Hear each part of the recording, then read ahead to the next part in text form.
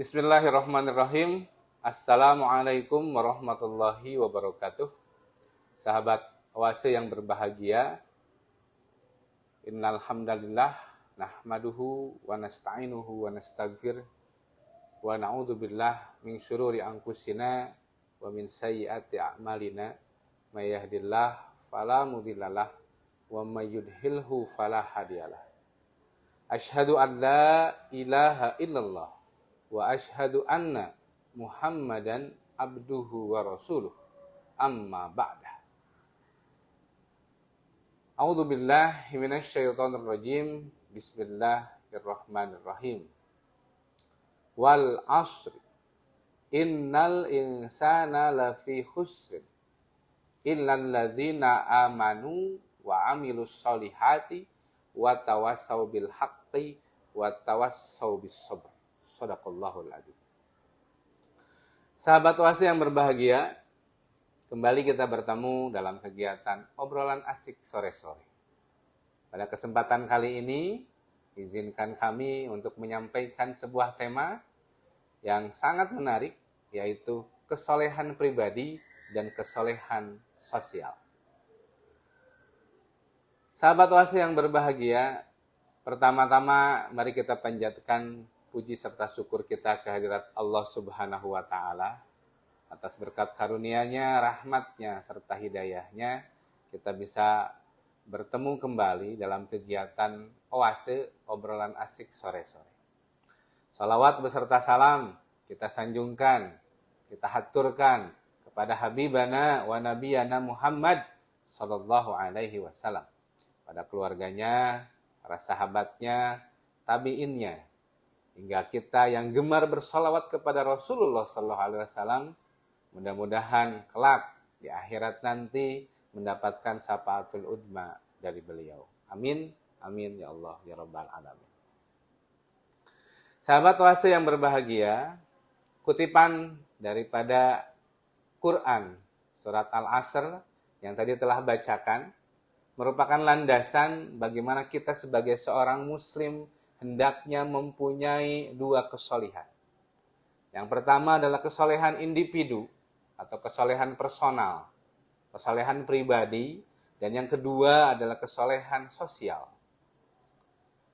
Dalam surat Al-Asr tadi, setidaknya ada beberapa poin yang dapat kita ambil hikmahnya. Yang pertama adalah adanya huruf qasam di awal surat, yaitu kalimat wal asri, demi masa. Waw di situ disebutnya adalah waw qasam atau waw sumpah. Huruf-huruf sumpah ada 3, yaitu pertama ta, ba, waw. Kita sering menggunakan kata tallahi atau billahi atau wallahi. Artinya Allah di situ menandakan keseriusannya akan pentingnya hal yang akan disampaikan dalam surat Al-Asr ini. Maka diawali dengan huruf qasam atau huruf sumpah. Kemudian huruf qasam ini dilanjutkan dengan kata Al-Asr atau salah satu waktu yang sering kita pergunakan untuk berjamaah, yaitu sholat asar. Dalam kajian sejarah, terutama kajian waktu di dalam Al-Quran, Allah Subhanahu wa Ta'ala menyebutkan kata waktu itu dikategorikan ke dalam 2 hal. Yang pertama adalah waktu di mana manusia belum mengenal sejarah atau manusia belum mengenal baca dan tulis. Allah menyebutnya ad-dahru. Yaumum minad dahri. Hari di mana manusia lam ya'rifu syai'an, belum mengetahui segala sesuatu. Artinya sejarah belum ditemukan, tulisan belum ditemukan, dan sejarah kita juga belum ditulis. Sedangkan yang kedua yaitu kalimat al-asru. Para pakar sejarawan mengatakan penyebutan waktu al-asru itu lebih kepada waktu di mana sejarah sudah mulai dituliskan. Tulisan sudah mulai ditemukan. Sehingga kemudian kehidupan manusia juga sudah mulai dicatat.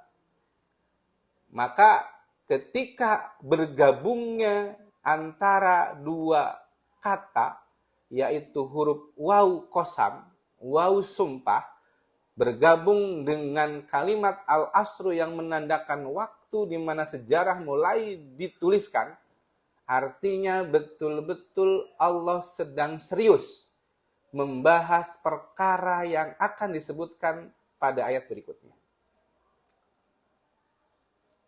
Kita perhatikan pada ayat berikutnya, sahabat Oasis yang berbahagia. Setelah wal asr, innal insana lafi husrin.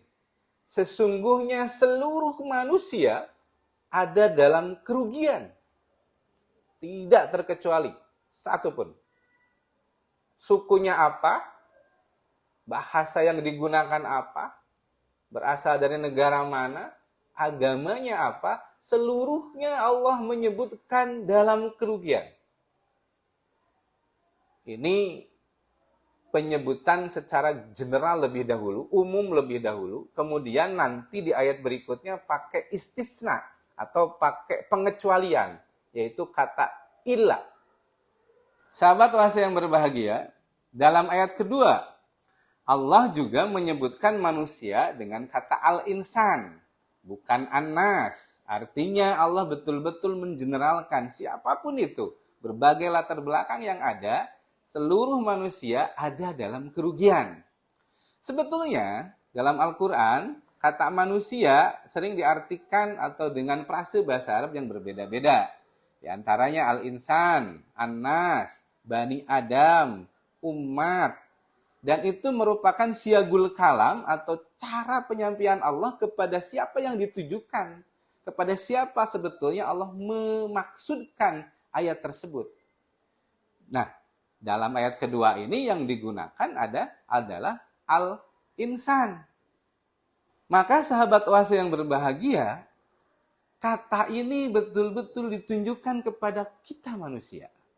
Bukan kepada makhluk lain, ciptaan Allah.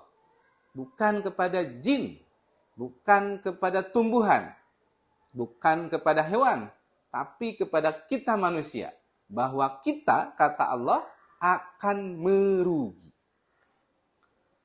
Sedangkan pada ayat ketiga, ada kata pengecualian, atau dalam bahasa Arabnya istisna, yaitu istisna bi'illah, dengan kata atau kalimat illah. Maka bunyinya illalladzina amanu, kecuali orang-orang yang beriman, wa amilus solihati, dan orang-orang yang beramal soleh, wa tawasau bil haqqi, wa tawasau bis sabr. Orang-orang yang saling mengingatkan kepada kebenaran, serta saling mengingatkan dan menguatkan dengan kesabaran. Ayat ketiga ini sangat penting sekali karena kunci agar kita manusia tidak merugi ada di ayat ketiga. Diawali dengan istisna bi'illah tadi, kecuali seluruh manusia akan merugi, kecuali orang-orang yang beriman. Orang-orang yang mengesahkan Tuhan, orang-orang yang meyakini bahwa Allah adalah Tuhannya dan Rasulullah SAW adalah utusannya. Kemudian dilanjutkan setelah itu tidak selesai, karena itu baru syarat yang pertama. Dilanjutkan dengan huruf waw. Waw di sana adalah waw wasol, di mana di situ wawunya adalah penanda. Ada syarat-syarat berikutnya yang harus dipenuhi selain beriman kepada Tuhan Yang Maha Esa, yaitu mengerjakan amal soleh. Amal soleh ini tentu merupakan pekerjaan ataupun istilah yang sangat general. Dalam sebuah kitab dikatakan namanya ketauhidan, yaitu yang paling rendah itu yaitu menyingkirkan duri dari jalanan. Itu termasuk amal soleh juga. Sedangkan tauhid yang paling tinggi adalah kalimat La ilaha illallah yang meresap dalam hati kita. Maka sekecil apapun kebaikan kita, kemudian kita niatkan kepada keikhlasan, ketulusan, hanya untuk ridho lillahi ta'ala, itu menjadi amal soleh. Jangan salah, ketika kita justru melakukan amal soleh, sekaligus mengajak orang lain, pahala kita tidak akan berkurang, justru orang lain yang kita ajak pun akan mendapat pahala. Orang lain yang terinspirasi dengan apa yang kita lakukan justru mendapat pahala tanpa mengurangi pahala yang sudah kita dapat. Itu keistimewaan daripada kita umat Islam. Berikutnya syarat yang ketiga, di situ ada wawasol lagi, adalah watawasau bil haqqi, di mana tidak cukup kita hanya sekedar beriman, kita tidak cukup hanya sekedar beramal soleh, tapi kita harus saling mengingatkan dengan kebenaran. Mana yang hak, mana yang batil. Mana yang baik, mana yang buruk. Ketika itu adalah kebenaran, kulil haqqo walau kana murran. Katakanlah itu kebenaran walaupun pahit sekalipun. Maka ini sangat penting sekali. Syarat yang ketiga, bagaimana kita watawasau bil haqqi. Saling mengingatkan mana yang hak, mana yang batil. Bahkan di salah satu hadis Rasul mengatakan, man ra'a minkum munkaran falyughayyirhu biyadihi wa illam yastati fa bilisanihi wa illam yastati fa biqalbihi wa dzalika al-aful iman. Barang siapa yang melihat kemungkaran, artinya bukan hal yang hak, maka dia bisa merubah kemungkaran tersebut dengan 3 hal. Yang pertama dengan tangannya, artinya dengan kekuatannya, dengan kekuasaannya. Dia sedang menjabat sebagai apa? Pergunakan untuk menegakkan kebenaran. Pergunakan untuk meminimalisir kemungkaran. Jika itu kemudian dia tidak punya, dia tidak mempunyai kekuasaan, jabatan, maka dengan cara yang kedua, yaitu dengan cara lisan, artinya menasehati. Cara yang kedua ini yang biasa orang lakukan. Walaupun dia tidak punya jabatan, walaupun dia tidak punya titel, walaupun dia tidak punya kekuasaan, tapi dengan cara menasehati orang lain, merupakan cara yang kedua, meminimalisir kemungkaran. Jika itu pun tidak bisa dilakukan, maka dengan cara yang ketiga, yaitu kita mengingkari dalam hati bahwa itu adalah sebuah kemungkaran.